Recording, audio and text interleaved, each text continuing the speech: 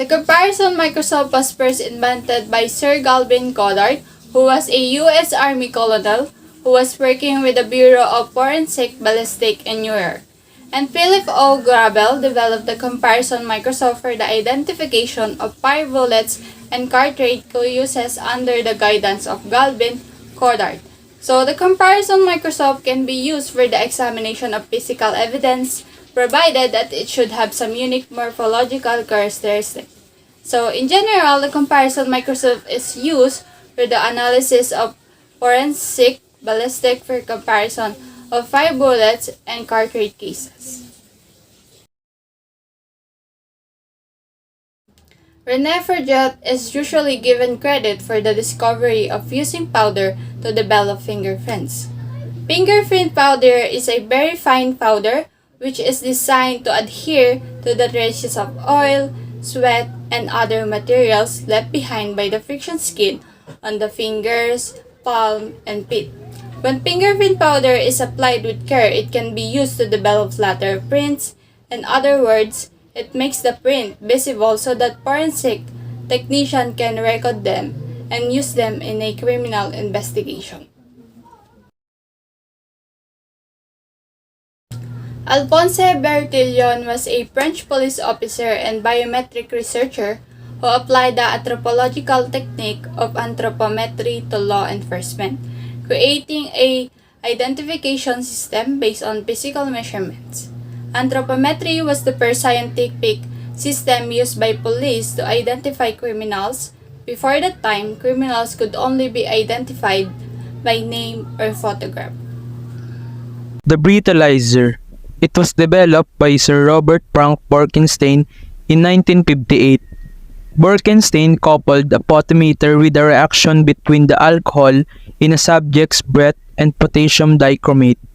Breath analyzers do not directly measure blood alcohol content or concentration, which requires the analysis of a blood sample. Instead, they estimate BAC indirectly by measuring the amount of alcohol in one's breath. In general, two types of breathalyzer are used. The one is small handheld breathalyzers are not reliable enough to provide evidence in court but reliable enough to justify an arrest. Thermoscientific TruNarc, a new handheld narcotics analyzers that gives local law enforcement a significant technology edge in the war on drugs.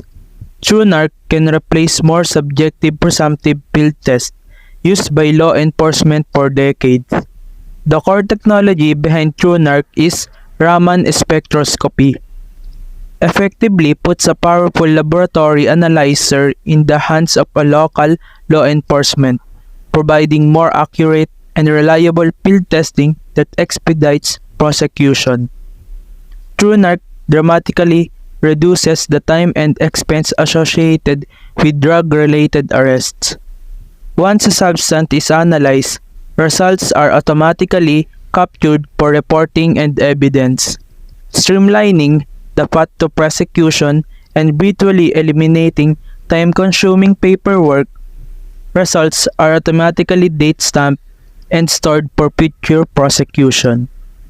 Ultraviolet light was discovered by Sir Johann Wilhelm Ritter in 1801 when he noticed that invisible light beyond the optical region of the electromagnetic spectrum darkened silver chloride.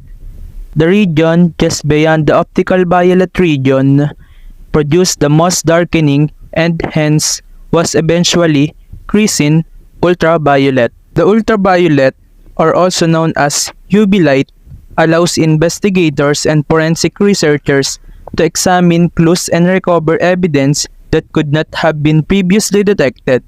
UV light provides more detail and contrast to an injured area, including bite marks, than standard lighting techniques.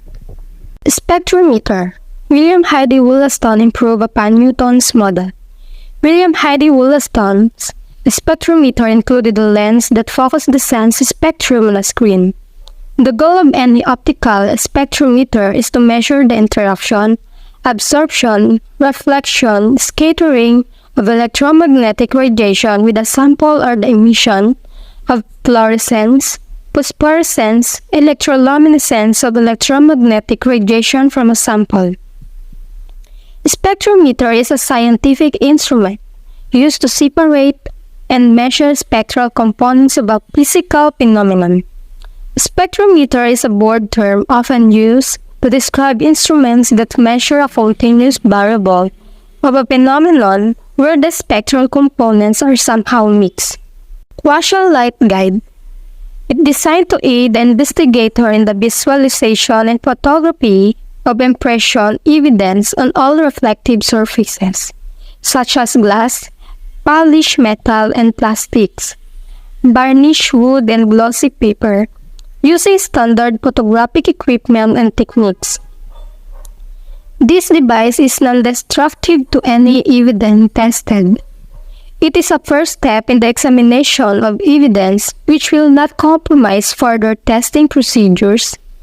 The quasial path, followed by the light result in a uniform bright field reflection directed along the lens axis and onto the imaging plane. Onto the film, it appears dark to the camera. The resulting image is that of a dark fingerprint on a light background. The result is similar to the silver plates used with iodine fooling with examining teddy bears for fingerprints. Facial recognition technology. The earliest pioneers of facial recognition were Woody Bledsoe, Helen Chan Wolf, and Charles Bisson in 1964 and 1965. Bledsoe, along with Wolf and Bisson, began work using computers to recognize the human face.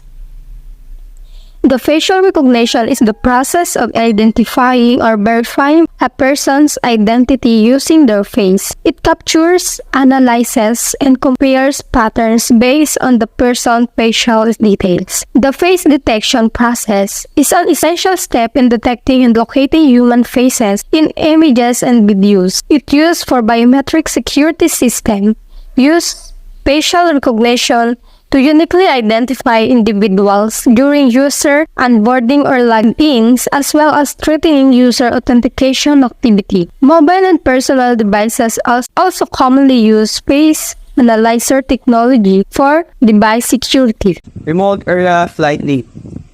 An essential tool for crime scene investigator provides a powerful and portable sources of light that can illuminate even the darkest corner of a crime scene. By providing a clear view of the crime scene, remote area lighting helps investigators to gather evidence and identify potential suspects. It also ensures that all necessary information is collected, which can be crucial in solving complex criminal cases. Forensic laser system, a powerful tool used in crime scene investigation, it helps to identify and analyze various types of evidence, including fingerprint, blood stain, fiber, and gunshot residue. This technology has revolutionized forensic science by providing more accurate and reliable results in criminal investigation. The use of forensic laser system has helped solve numerous crimes and bring justice. Optical comparator. Optical comparator are widely used in crime scene investigation to analyze and compare evidence such as fingerprint, show print, and full marks. This device uses magnification and illumination to enhance the details of the evidence, making it easier for investigators to identify pattern or unique characteristics. Optical comparator can also be used to match evidence found at different crime scene. Speed guns are used by law enforcement to measure the speed of vehicles on roads and highways. This is typically done to enforce speed limits and to identify and deter reckless driving. Speed guns are often handheld and use radar or laser technology to measure the speed of a moving vehicle. They can be used from a stationary position or while in a moving vehicle, such as a patrol car. The data collected by the speed gun can be used as evidence in court to support a charge of speeding or other traffic violation. Walkie-talkie radios are used by law enforcement officers to communicate with each other while on duty. They allow officers to stay in contact with each other and with dispatch. even when they are not in close proximity. This can be particularly important in situations where officers need to coordinate their response to a crime or other emergency.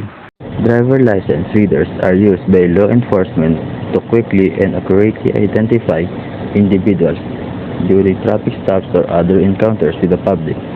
The readers use optical character recognition or OCR technology to scan the information on a driver's license, including the person's name, address, date of birth, and license number.